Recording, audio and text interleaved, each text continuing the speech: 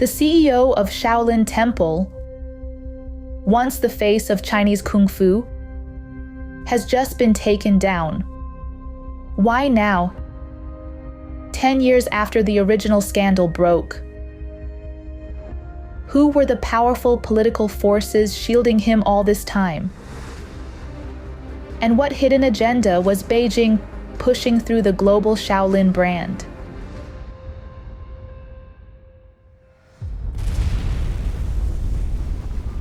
Welcome back to Final War with Katherine Hu. Shaolin Temple, nestled in the heart of Zhengzhou, Henan, was once a golden symbol of Chinese Kung Fu. But this ancient sanctuary, once a haven of Buddhist purity, has now been dragged deep into worldly corruption. On July 26th, news broke. Abbot Shi Yongxin of Shaolin Temple has been taken in for investigation. According to the temple's official website on July 27th, Shi Yongxin is suspected of serious criminal misconduct, including misappropriating temple funds and project investments. He's also been accused of violating core Buddhist precepts, maintaining long-term inappropriate relationships with multiple women, and fathering illegitimate children. A multi-agency task force is currently investigating. Authorities say more details will be made public in due course.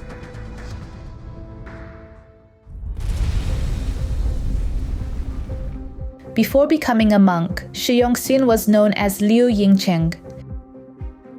He was born in 1965 in Anhui Province. At just 16, he ran away from home and traveled to Dengfeng, Henan, where he ordained at the legendary Shaolin Temple, becoming a disciple of then abbot Xingzheng. By 1986, Shi had already begun building his power base, launching the Shaolin Temple Martial Arts Research Association. Just a year later, Xingzheng passed away. At the age of 22, Shi Yongxin took over as director of the temple's administrative committee. From that moment forward, he was no longer just a monk. He was the man running Shaolin, and he would never let go of that power. He assembled a Shaolin performance troupe and sent it touring across China. In 1988, he set up the Shaolin Temple Red Cross Society. By 1994, he launched the temple's own charitable welfare foundation, blurring the lines between religion, philanthropy, and brand building. In 1998, Shi Yongxin achieved a political milestone. He became a deputy to the National People's Congress, the first monk in Chinese history to enter the regime's top legislative body. A Buddhist in the halls of communist power, it was clear Shi wasn't just building a temple. He was building a political machine. In 1999, after becoming the 30th abbot of Shaolin Temple, Shi Yongxin founded the Shaolin Cultural Research Institute and introduced a new concept: Shaolin Studies. In 2001, he launched the temple's official website. By 2008, he opened a Taobao store selling meditation products and cultural merchandise, turning Zen into an online retail brand. In 2009, Shi even tried to raise 1 billion yuan to take Shaolin Temple public. The plan was blocked by then Premier Wen Jiabao, who said it would undermine the temple's true purpose. In short, Shi Yongxin was the man who turned Shaolin Temple into a business empire. He was directly responsible for turning a 1,000-year-old monastery into a money-making machine. And then it got worse. In October 2011, he was exposed for violating Buddhist monastic rules. Reports claimed he held as much as $3 billion in overseas assets, owned luxury villas in the US and Germany, and reports also linked him to affairs with several famous actresses. On July 25, 2015, a Shaolin monk named Shi Yongxin, who claimed to be a direct disciple of Shi Yongxin, published a bombshell article titled, "Who Will Hold the Tiger Abbot of Shaolin Accountable?" In it, he publicly accused Shi Yongxin of maintaining inappropriate relationships with multiple women, including a female monastic with whom he allegedly fathered a child.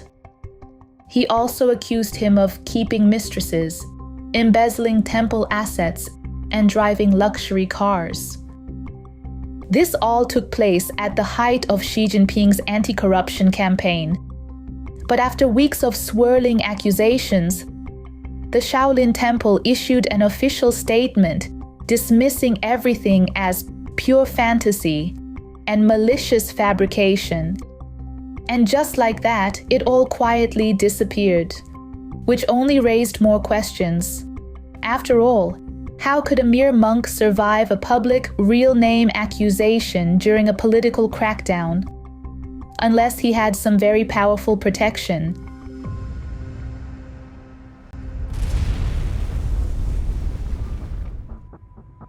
After becoming vice president of the state-run Buddhist Association of China and a delegate to the National People's Congress, Shi Yongxin gained a new title that spread far and wide: the political monk. His rise was closely tied to Zhao Puchu, the former head of the Buddhist Association. After Zhao passed away in 2000, Shi Yongxin published a tribute essay revealing their first meeting had taken place in April 1992, and that they had met at least 10 times afterward. It was Zhao Puchu who helped pave the way for Shi, who had previously been expelled from the monastic order, to ultimately claim the top seat as abbot of Shaolin Temple. Zhao Puchu maintained a particularly close relationship with Jiang Zemin, the former head of the Chinese Communist Party. During Jiang's time in power, Zhao was a frequent guest inside Zhongnanhai, the party's inner political compound. In July 1999, Jiang launched a sweeping political campaign against China's largest spiritual practice group. Within the Buddhist establishment, Zhao Puchu became the most prominent figure backing the suppression, playing a key role in aligning Buddhism with the state's ideological crackdown. Shi Yongxin inherited this political line.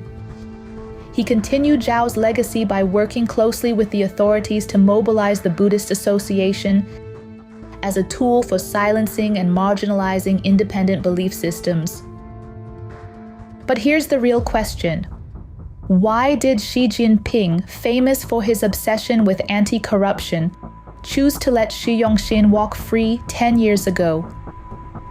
The answer lies in geopolitics and the role of Shaolin Temple in Beijing's global influence operations.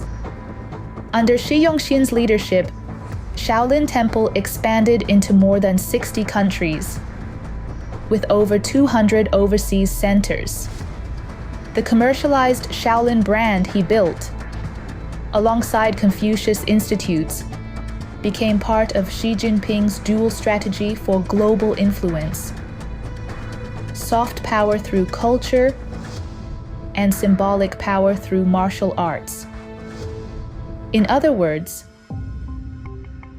by the time Shi survived the 2015 scandal without consequence, his political backing had shifted from Jiang Zemin's faction to Xi Jinping himself. That explains why Xi was soon allowed to resume international travel and continue promoting Shaolin culture abroad with full state support. In 2015, Shi Yongxin invested nearly 1.8 billion yuan in a plan to build a 4-star hotel and golf course in Australia. The project triggered widespread public criticism, but Xi Jinping's official news agency, Xinhua, came to his defense, giving high-profile coverage to Xi's response. Promoting our culture abroad is a dignified thing. If China can bring in Disneyland, why can't other countries bring in Shaolin Temple? Despite his growing notoriety, Shi Yongxin played a specific role in the party's political script, serving as a kind of religious diplomacy envoy for Beijing. Within Xi Jinping's narrative of China rising as the West declines, he held a place on the stage. Shi Yongxin's arrogance was on full display. He welcomed Sri Lankan parliamentarians in his abbot's chamber, always positioning himself at the center of official group photos with local government leaders, never shy about claiming the spotlight. In April 2018, he made a high-profile visit to one of China's most sensitive military-industrial hubs, the China Academy of Launch Vehicle Technology, the country's top institute for missile and rocket development. In official media coverage, Xi once again stood front and center, while senior aerospace engineers and institute officials stood off to the side, carefully posed around him like attendants orbiting a sun.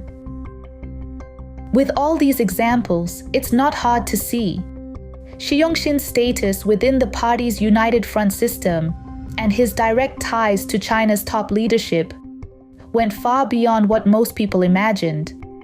That's why, when the decision was made this May to finally investigate him, it wasn't local authorities who stepped in. It was officials from the United Front Work Department and the State Administration for Religious Affairs who entered Shaolin Temple. Once you understand this backdrop, the biggest mystery suddenly makes sense. Why, after 10 years of silence, was Shi Yongxin suddenly arrested on the exact same charges that had been ignored a decade ago? The answer is simple. Xi's most powerful patron, Xi Jinping, has fallen. With Xi's political dominance crumbling, Shi Yongxin's value as a propaganda tool has dropped to zero. His arrest is both a warning shot to Jiang Zemin's old faction and a public humiliation of Xi Jinping himself. It's Beijing's way of saying to the world, look at the man Xi once defended, once handpicked to be his cultural ambassador. This is who he really was.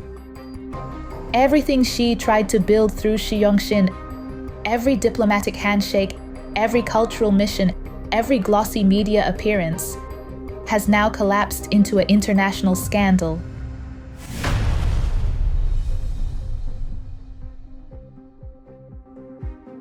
Under Shi Yongxin, Shaolin Temple was transformed from a place of quiet spiritual cultivation into a money-printing machine, stripping Buddhism of its purity. Since taking over temple operations in 1987, Shi founded the Shaolin Industrial Development Corporation and registered over 700 trademarks, covering everything from kung fu and vegetarian pastries to Zen clothing and meditation-themed pillows.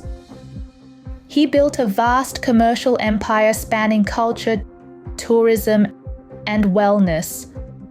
By 2006, ticket revenue alone had surpassed 100 million yuan. Between 2010 and 2020, Shaolin's IP licensing brought in more than 200 million yuan. Overseas branches reportedly generated more than £10 million annually. Incense priced as high as 6,000 yuan per stick. Backdoor profit sharing between tour guides and monks. fake monks posing as spiritual authorities to scam tourists. Under this system, spiritual practice became a business transaction. Faith turned into a revenue stream. This model, religion as the stage, business as the performance, was no accident. It was deliberately tolerated by the regime, designed to strip Buddhism of its soul and turn it into a submissive arm of political control and economic machinery.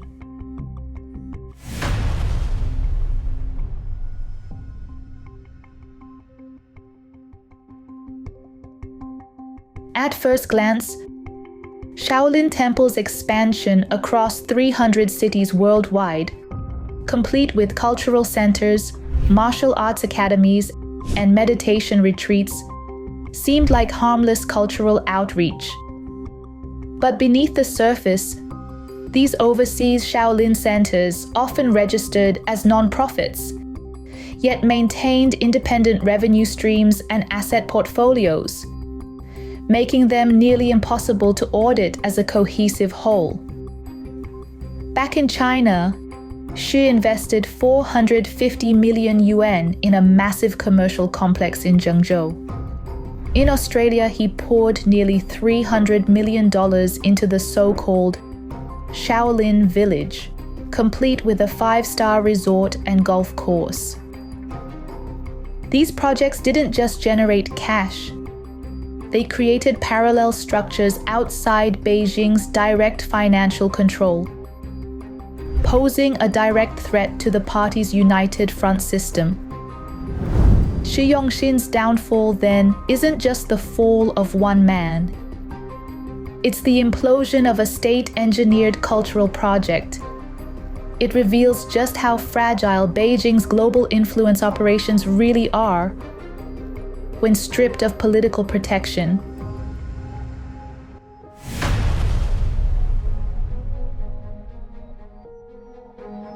The downfall of Shi Yongxin is not just a personal scandal. It is a moment of reckoning for the regime's religious policies and its broader global influence strategy. The sanctity of Buddhism has been corroded by greed and power. The guiding light that many believers sought has been dimmed by the stench of money.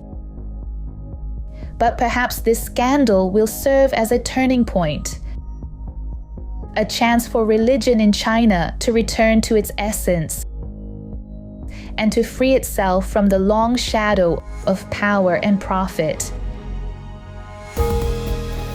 Get the real story behind the CCP's shifting power games and see where US-China relations are headed next. Support the vision of a new China without communism.